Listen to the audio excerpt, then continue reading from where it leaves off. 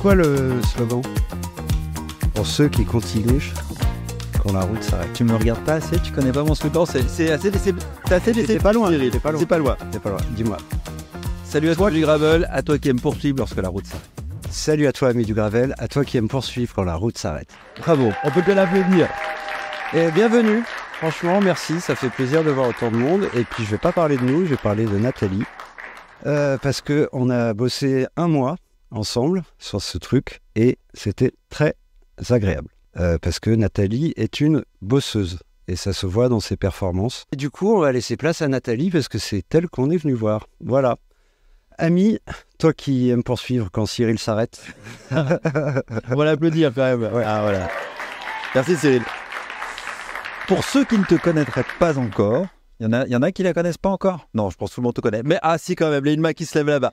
Mais comme en même temps, ça va être diffusé plus tard sur YouTube, donc peut-être te représenter en quelques mots. Nathalie, qui es-tu? Du coup, je suis Nathalie Bayon, j'habite proche de Grenoble et là je suis cycliste longue distance depuis 2 ans à mon compte. Enfin, je fais du cyclisme longue distance déjà depuis 4 ans, je dirais, mais 2 ans où c'est vraiment mon activité principale. Après, j'ai fait cette année un record de traversée d'Europe, la Silk Road Mountain Race, le record féminin sur les 24 heures du Mans. Voilà. Donc j'aime bien tous les défis un peu longue distance à vélo, mais aussi plus court des fois. Et justement, c'est quoi ton histoire? Comment t'es venu à faire du vélo et comment t'es venu à faire de la longue distance? Parce qu'entre rouler un petit peu et faire la Silk Road, il y a un gap quand même. Alors, c'est une longue histoire. Il est né une fois. Non, j'ai commencé le vélo plutôt à l'adolescence. À la base, j'avais découvert que j'étais pas trop mauvaise en course à pied. Et donc, je voulais courir avec mon père, sauf que mon père commençait à avoir des problèmes de genoux parce qu'il a trop couru. Et donc, il m'a mis plus au vélo. Et là, j'ai vraiment adoré. Enfin, je suis tombée amoureuse du sport. Donc là, je me suis vraiment mis après à fond dans le vélo. Mais les gens faisaient encore raisonnablement, on va dire. Et après, j'ai été attirée un peu par le voyage à vélo. Donc, j'aimais le voyage aussi. Je voyageais beaucoup à pied, un peu en solo ou avec du monde. Mais j'osais pas trop partir voyager à vélo parce que ça me paraissait compliqué en logistique, etc. Ensuite, j'ai trouvé un copain avec qui partir en voyage en Nouvelle-Zélande. Donc ça, c'était en 2018, si j'ai pas de bêtises. Et donc, on est partis tous les deux faire le tour de la Nouvelle-Zélande. J'avais trouvé une trace des Kenneth Brothers qui traverse toute la Nouvelle-Zélande. Et il y a aussi un BRM qui fait cette trace-là une fois dans l'année. Et comme nous, on était partis sur un voyage de 4 mois, on les a croisés forcément, donc on a discuté avec eux. Et puis moi j'avais un vélo chargé à 45-50 kilos, quelque chose comme ça. Et on les voyait faire ce que nous on faisait en 2 mois, ils le faisaient en 2 semaines avec des vélos très légers, avec quelques sacoches, et ça m'a intriguée. Donc je suis rentrée, je me suis renseignée, j'ai regardé ce que c'était. À l'époque, il n'y avait pas encore beaucoup de courses longue distance. C'était plus des BRM ou des records. J'ai découvert Marc Beaumont, toutes les personnes qui faisaient un peu des records. C'est ce qui m'avait un peu donné envie de faire un record justement de traversée d'Europe du coup. Et donc ça, c'était un peu mon premier... Au début, j'étais même partie sur un record du monde parce qu'à l'époque, ça avait l'air encore assez facilement réalisable. Mais je me suis dit, il faut peut-être commencer par des étapes un peu plus petites. Et du coup, j'ai découvert, il y avait un BRM en Belgique de 1000 km auquel je me suis inscrite quand je suis rentrée. Et ensuite, j'ai découvert la Race Across France. Je pense que c'était Arnaud Manzoni, un des premiers qui a importé, à part avec la Transcontinentale, qui avait importé un peu le concept en France. Et voilà, donc je me suis inscrite à ça et c'est comme ça que j'ai commencé la longue distance. Et ta première distance sur la RAF, c'était laquelle? T'as fait la grande tout de suite? Ouais, je suis partie direct sur 2500. Qui voulait répondre à ça? Faire une petite distance, allez, on va faire 2005. Et après... J'avais pas envie de faire, ça s'appelle la Race Across France, j'ai envie de faire toute la France. Bon, après, je ne conseille pas forcément de partir direct sur 2500 et de faire comme moi. Mais d'après, en vrai, pendant la course, ça a quand même été très difficile, justement, parce que je ne suis pas allée par étapes. Donc, je l'ai terminé. J'avais aussi fait un bon résultat parce qu'à l'époque, il n'y avait pas beaucoup de concurrence, etc. Mais j'avais pas mal souffert et je me suis dit, c'est peut-être pas fait pour moi, je suis pas sûre d'aimer. Et voilà, et puis après, il y a quelques mois qui sont passés et ça m'a donné envie. Finalement, j'y ai réfléchi et j'ai voulu m'inscrire à un défi encore pire. Sauf qu'il y a eu Covid, tout ça. Donc après, je suis plutôt partie sur des courses 1000 km sur route où j'ai bien marché. Comme les Biking Man, par exemple? Voilà, il y avait la Biking Man Corsica, je crois, où j'ai fait une 4e place. Tout le monde a été surpris, enfin moi-même. Et voilà, et donc là, j'ai eu des marques qui ont commencé à me contacter aussi. Et donc, c'est là que j'ai commencé aussi à en faire plus enfin, à la base, j'étais encore ingénieure à ce moment-là pendant 1 an. Et puis, avec le Covid, ça a été compliqué. J'ai eu du mal à plus pouvoir faire de vélo, en fait, à être juste au travail, enfermée. Et puis, de voir que dehors, il faisait super beau et on pouvait pas sortir. Donc, ça m'a un peu... j'ai eu un petit craquage, on va dire. Ouais, et du coup, j'ai tout lâché en me disant, bon, je vais me reconvertir, je savais pas trop quoi faire. Et là, il y a eu un sponsor qui est arrivé, et puis petit à petit, je me suis dit, peut-être que ça peut marcher. J'y croyais pas au début, enfin, c'était pas du tout un objectif, on va dire. C'est arrivé un peu par hasard. Du coup, vivre de ta passion. Voilà, maintenant c'est un objectif, mais à la base, c'est arrivé, j'y croyais pas, enfin, je pensais pas que c'était possible, et voilà. Et ce qui t'a amené, donc cette année, t'as dit, quand t'as démarré le vélo, enfin la longue distance, tout de suite, tu as eu cette idée de faire un record. Alors, tu t'es posé le tour du monde. Finalement, tu as dit, on va commencer plus petit, l'Europe, enfin, plus petit étant très, très relatif. Et tu l'as fait cette année. C'est ça. Du coup, comment tu t'es préparé? Parle-nous un peu de cette aventure qui était dans des conditions pas faciles parce que tu n'as pas une météo très favorable. Ouais, je pense que je me suis pas assez préparée. Ça, c'est un peu mon problème, c'est que j'aime bien, moi, le côté un peu aventure, découverte.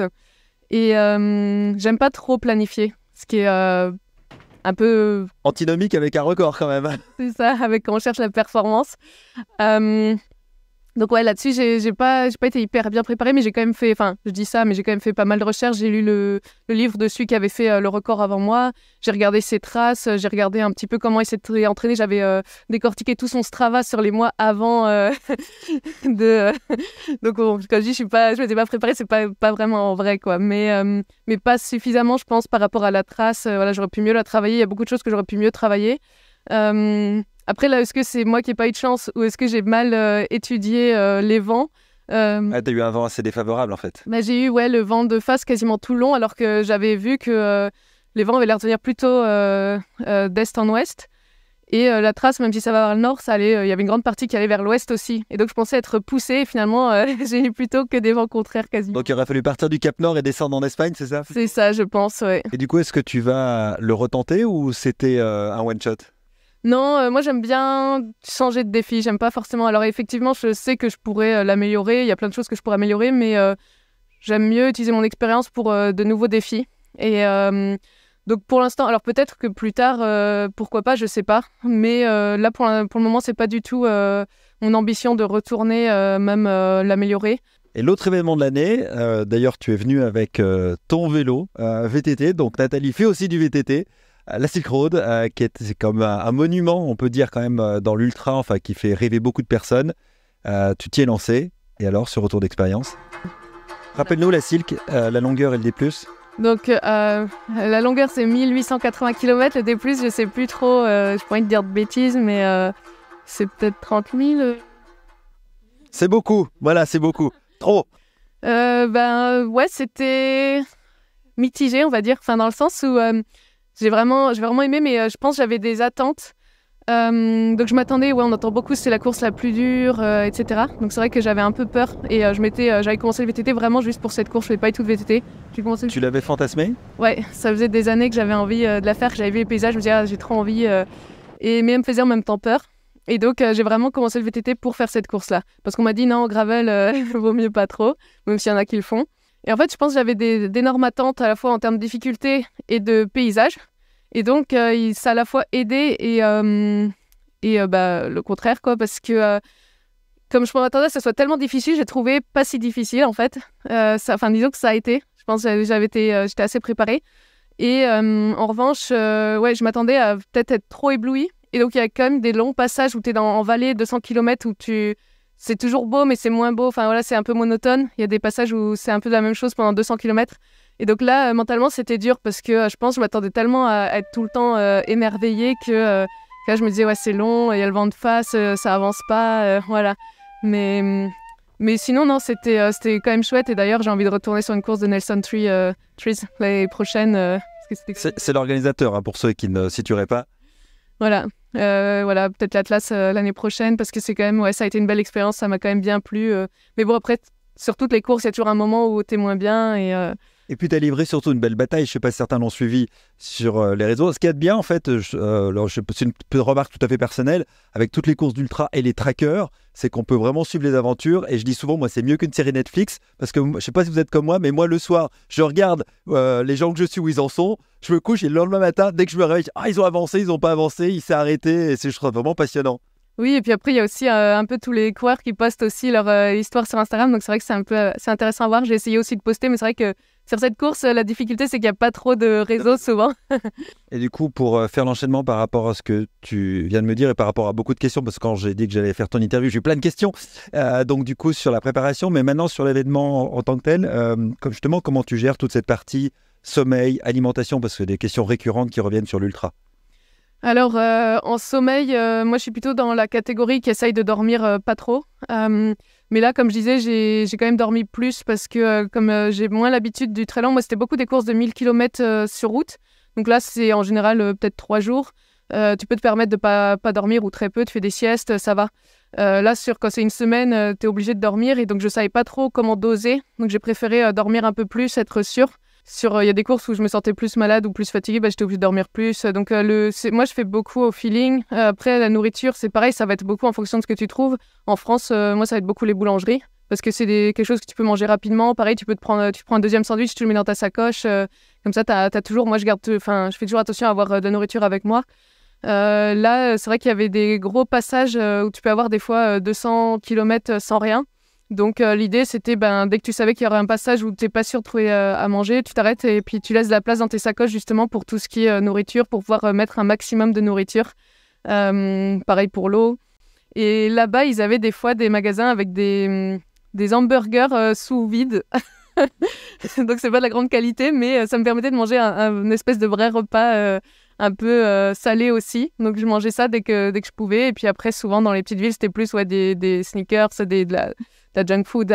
C'était pas... Il y a un peu de nourriture locale ou pas trop? T'es plutôt pour des questions digestives, vaut mieux éviter? Alors j'en avais mangé plutôt après, ouais. Là j'ai essayé de pas trop en manger pour éviter. J'avais lu que c'était par exemple il y a une année où ils avaient eu beaucoup de problèmes digestifs. Donc j'en ai mangé un peu, mais j'ai essayé d'éviter tous les endroits où tu sais pas trop.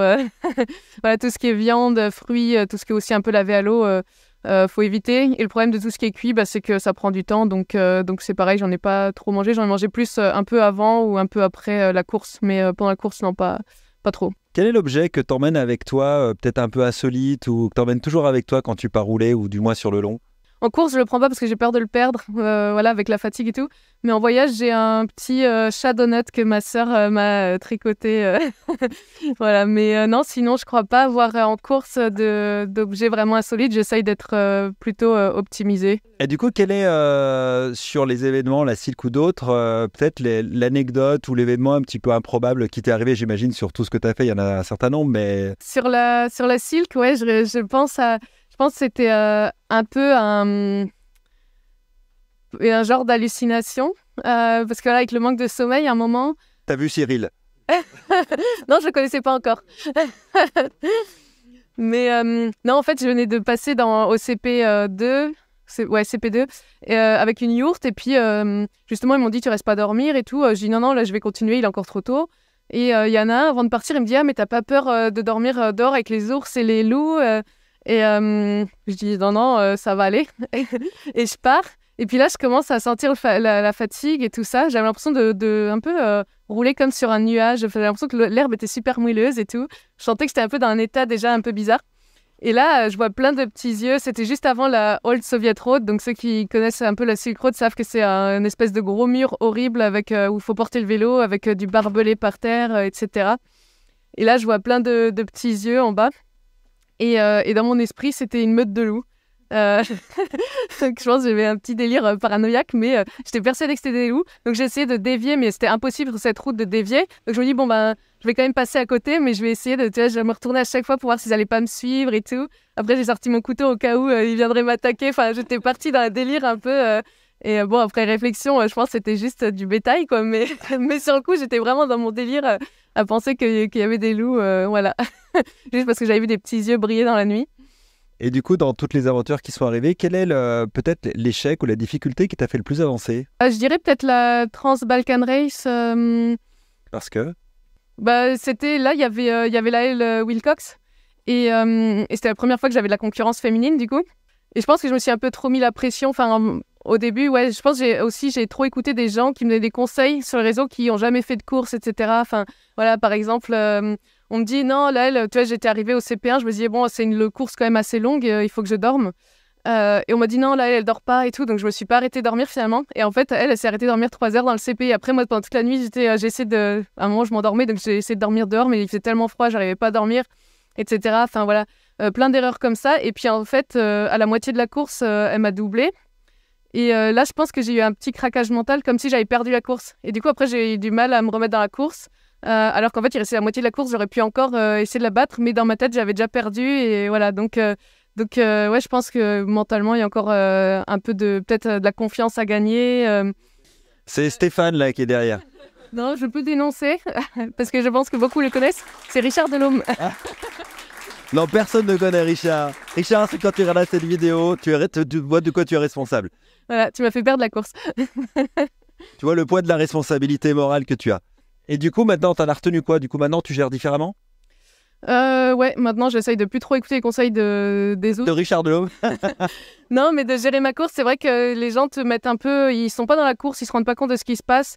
Ils veulent te donner des conseils et ce qui part d'un bon sentiment, mais en fait ils se rendent pas compte et que des fois ça te dessert plus qu'autre chose et qu'après ouais, on se met à trop peut-être réfléchir, à se poser des questions, alors qu'en fait nous on avait peut-être notre idée de comment on voulait faire la course et puis après on se connaît aussi, chacun est un peu différent. C'est pas parce que je sais pas, par exemple Sofiane fait comme ça que tout le monde doit faire comme ça pour gagner. Il y en a d'autres qui ont d'autres stratégies. Il y en a qui ont besoin de dormir et qui vont rouler beaucoup plus fort dans la journée, etc. Enfin, voilà, donc chacun se gère comme il veut.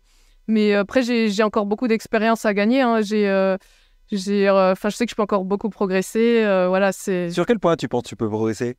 Déjà, tout ce qui est logistique, préparation. C'est vrai que moi, je suis toujours un peu à l'arrache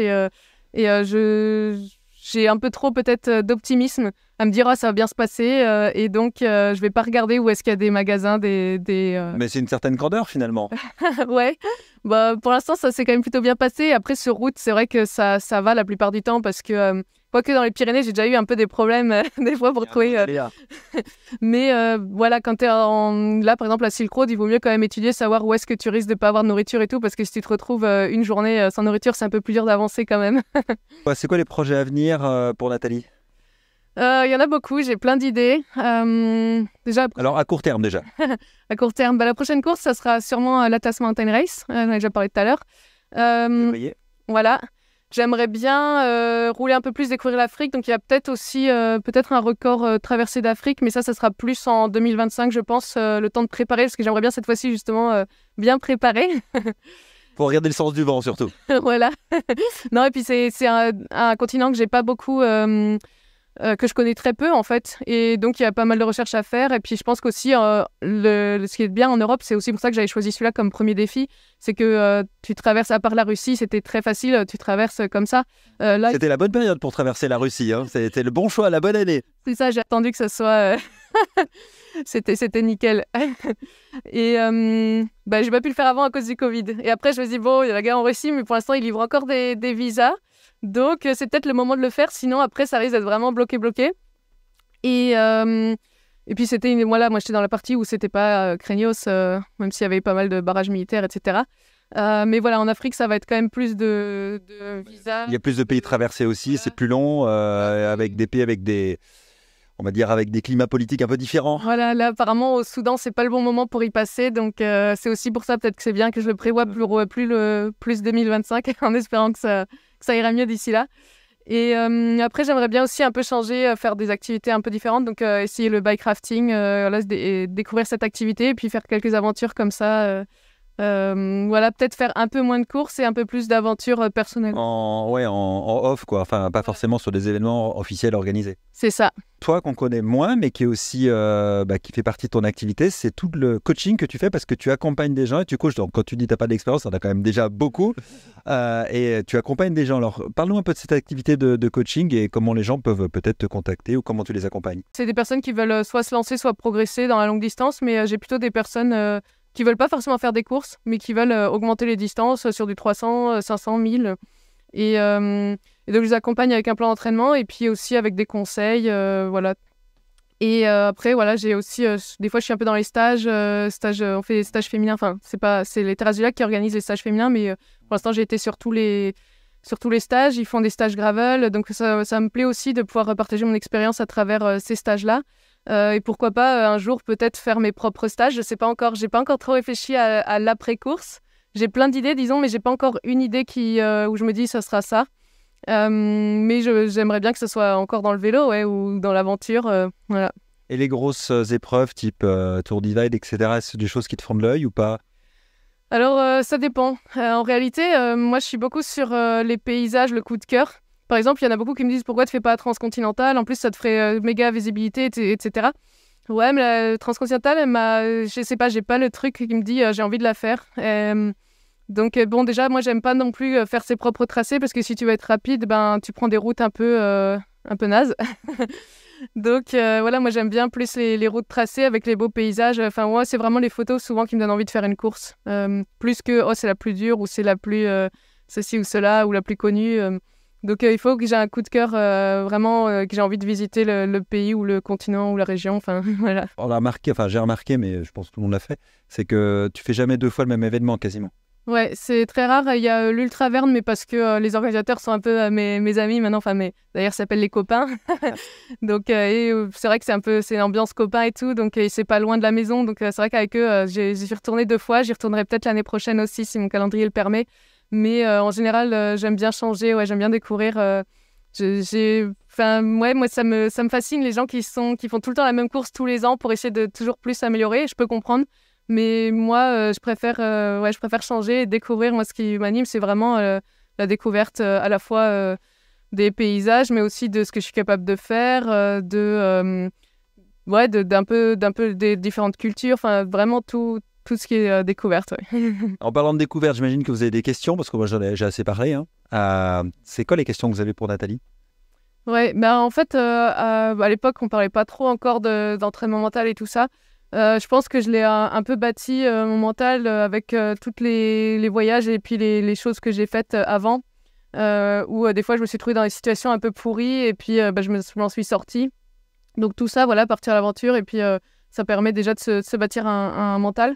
Après, il y avait des choses que je me suis rendu compte que je faisais qui sont finalement, maintenant que je me suis intéressée un peu justement à l'entraînement mental, je me suis rendu compte qu'il y avait des choses que je faisais un peu inconsciemment. Par exemple, des fois, je m'encourage à y aller, vas-y et tout, mais dans ma tête. Ou alors, je vais couper des fois en morceaux. Par exemple, la Trans-Balkan Race, ouais, il y avait beaucoup de moments où j'avais envie d'abandonner. Et je me disais, non, allez, je peux aller au moins jusqu'au CP1 et là, je déciderai si j'abandonne. Et ensuite, tu dis, bon, allez, en haut, c'est jusqu'à en haut de cette montagne et tout. Et après, il te reste plus que 100 km. Tu fais, bon, je finis. Voilà, il y a un peu ces méthodes-là. Que je faisais déjà naturellement. Et ensuite, ouais, j'ai commencé à m'intéresser un petit peu à la prépa mentale. Quelque chose que je fais pas du tout. Moi, c'est par exemple l'imagerie mentale. J'ai pas encore testé si ça a aidé ou pas. Enfin, il y a sûrement des personnes à qui que ça aide.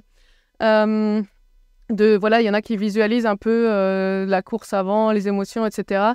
Moi, pas du tout. Ça, c'est pas un problème. Moi, je pense après, c'est comme je disais, des fois un peu un manque peut-être de confiance. Si je vais avoir peut-être la pression, déjà, si on a des attentes hautes pour moi, s'il y a des concurrents qui, justement, où on sait qu'ils sont très forts, où je vais me dire, j'ai peut-être pas le niveau. Voilà, ça, c'est par exemple un truc qui se travaille aussi dans la préparation mentale. Si tu penses déjà que tu es moins bon, tu vas forcément avoir plus de mal à être devant. Les premières courses, j'ai réussi parce que j'avais pas d'attente et je me disais, je fais juste ma course.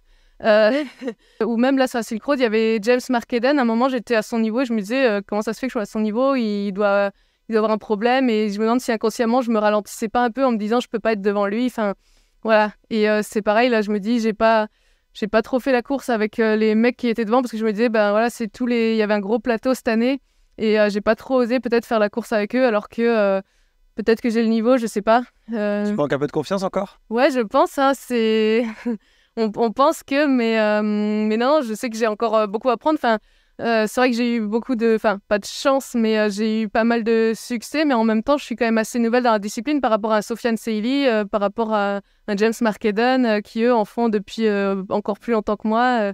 Donc voilà, je sais que j'ai encore beaucoup à apprendre aussi. Et donc physiquement, tu penses que tu as une vraie marge de progrès encore? Tu pourrais être encore plus performante, plus vite, plus fort? Physiquement, un petit peu, mais je pense que c'est surtout sur les autres aspects, tout ce qui est Ouais, prépa et puis gain de temps sur tout ce qui est les arrêts. Autant sur des 1000 km, comme je disais, alors je pense que je peux encore progresser aussi, mais je m'arrête très peu, je dors très peu. Sur du très long, j'ai encore un peu de mal. Par exemple, justement, la Peggy, là, la fille avec qui on était en concurrence sur la Silk Road Mountain Race, souvent, j'arrivais au CP, enfin au checkpoint, à chaque fois, j'avais 3-4 heures d'avance sur elle. On repartait quasiment en même temps. Je me disais, mais qu'est-ce que j'ai fait pendant tout ce temps-là pour que... Et au final, elle dormait. J'avais l'impression quand on discutait, j'avais l'impression qu'elle dormait plus que moi. Et, et donc, je me disais, il y a un problème quand même quelque part, quoi. Voilà, donc je pense que oui, il y a encore possibilité d'optimiser, même par exemple, peut-être aussi au niveau du matériel. Il y a... voilà, peut-être que je prends des choses que... Là, sur la Silk Road, j'ai pris le matelas, j'ai pris le sac de couchage, j'ai pris le bivy parce que je savais pas trop. Peut-être que si je repartais, je me dirais, ben, j'ai pas besoin du sac de couchage, du matelas, finalement. C'est un peu... Surtout quand il est percé. Voilà, je me suis dit, bon, ben, là, ça a bien marché. Si, j'étais contente quand il faisait vraiment froid de l'avoir, mais est-ce que voilà, c'est vraiment nécessaire? Non, je pense qu'il y a pas mal de points encore que je peux travailler, optimiser, même tout ce qui est nutrition aussi. Et puis moi, j'ai jamais eu de coach ou quoi, donc c'est pareil, comme je m'auto-coach. Ben, peut-être que d'avoir l'expérience de quelqu'un d'autre, ça pourrait aussi être intéressant et m'aider aussi à progresser, de faire un peu différemment, je sais pas. Autre question. Ouais, après je crois que j'avais 2 bidons de 1 litre, quasiment. Et après, j'avais pris une sacoche d'eau, enfin comment ça s'appelle, une poche à eau, ouais. Voilà, et finalement, je l'ai presque pas utilisée, celle-ci, parce que oui, j'avais aussi un filtre à eau et puis des pastilles. Donc voilà, moi j'avais vraiment pris en mode je pars à la guerre et j'ai pris, comme je disais, je peux peut-être sûrement encore optimiser le matériel par rapport à des personnes qui avaient déjà fait Kyrgyzstan. Moi, j'avais beaucoup de doutes. Donc là, j'avais pris vraiment toute la panoplie pour être sûre de pouvoir prendre de l'eau. Finalement, la poche à eau, je l'ai pas utilisée. J'ai utilisé le filtre, je l'ai quasiment pas utilisé. Après, j'utilisais beaucoup les pastilles, je remplissais mes gourdes. Des fois, je buvais même l'eau comme ça s'il y avait pas de... Enfin, là-bas, il y a quand même beaucoup de chevaux, beaucoup de vaches, etc. Donc, c'est quand même mieux de mettre les pastilles pour pas tomber malade. Mais non, par contre, ça dépend peut-être des années. J'ai entendu qu'il y a des années où c'était un peu plus dur, c'était plus sec. Mais nous, il y avait quand même pas mal de rivières. Enfin, on traversait souvent des rivières, etc. Donc, c'était pas trop un problème. Et puis après, pareil, dans les magasins, tu peux racheter de l'eau quand il y en a, quoi. J'ai une question de Méline, là, sur les réseaux, qui me demande une question un peu technique. Est-ce que tu connais ta FTP? Alors, ça fait longtemps que j'ai pas fait de test. Mais j'avais fait un test en début d'année dernière, ouais. J'étais à 266 watts. Voilà. Donc, je sais pas si ça vous parle pour certains. Plus, ah ouais, Stéphane dit que c'est plus. Ben, on m'a dit que, ouais, je sais pas. En tout cas, sur le test, j'étais vers 266, je crois. D'après Axel Carion, qui avait roulé avec moi sur la bicyclette Inferno, il me disait non, parce qu'apparemment, il pèse un peu moins lourd que moi et il n'arrivait pas à me suivre. Il me disait que lui, il était à peu près à 270 ou 80, je sais plus. Donc, je sais pas trop. T'es au-delà des 300 watts. Non, je pense pas. Autre question, tu penses à quoi sur ton vélo quand tu roules? À beaucoup de choses. Ça dépend vraiment. Mais souvent, en course, bah, tu penses à où est-ce que tu vas manger, où est-ce que tu vas dormir, combien il te reste de kilomètres à faire avant de... tu penses beaucoup à... C'est beaucoup Enfin, tu penses à la course, quoi, beaucoup. Donc, t'as pas tellement le temps de t'ennuyer. Tu vois, quand tu disais, par exemple, sur la Silk, tu as des parties très longues, un peu flat, là, enfin, pas flat, mais pendant 200 bornes, il ne se passe pas grand-chose. Là, j'imagine que la boîte à idées se met en route. Ouais, bah, je me dis, mais qu'est-ce que je fous là? T'écoutes de la musique ou du Très peu.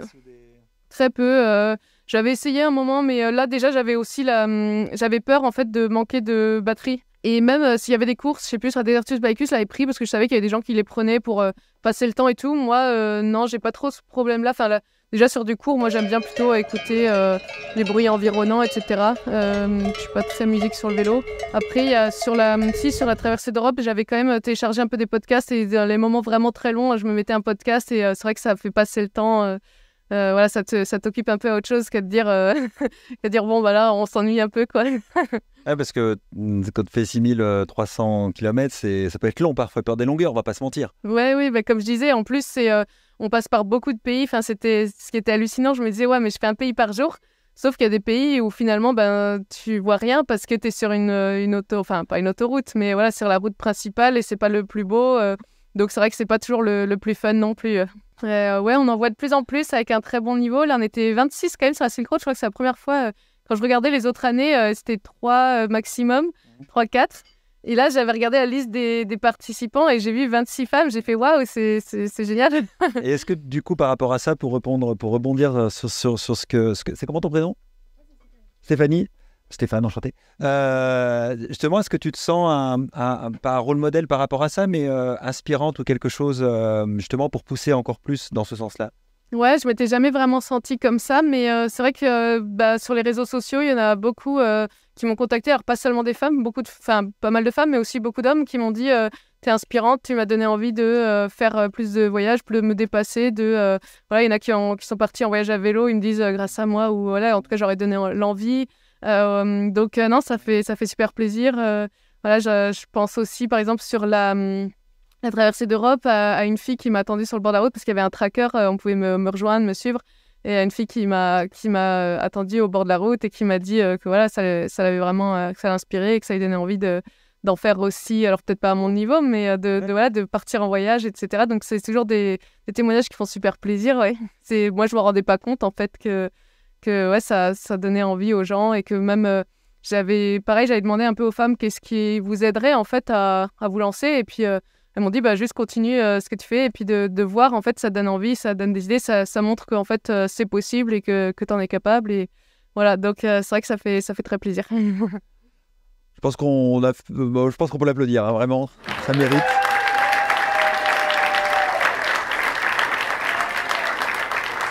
Un immense merci de tout ce temps accordé, tout ce que dit. Il y a encore beaucoup d'autres choses, mais à un moment donné, il faut toujours savoir conclure.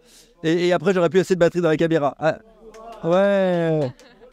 Merci beaucoup, merci Nathalie. Vraiment, on peut encore l'applaudir parce que ça mérite. Voilà. Et pour ceux qui regardent la vidéo, pensez à mettre des commentaires, pensez à lâcher un petit pouce bleu, pensez à vous abonner, puis surtout dans les commentaires, posez peut-être les questions que vous voulez poser à Nathalie, puis je ferai suivre et tu pourras répondre via les réseaux. Ok, avec plaisir. Et puis merci à tous d'être venus. Et,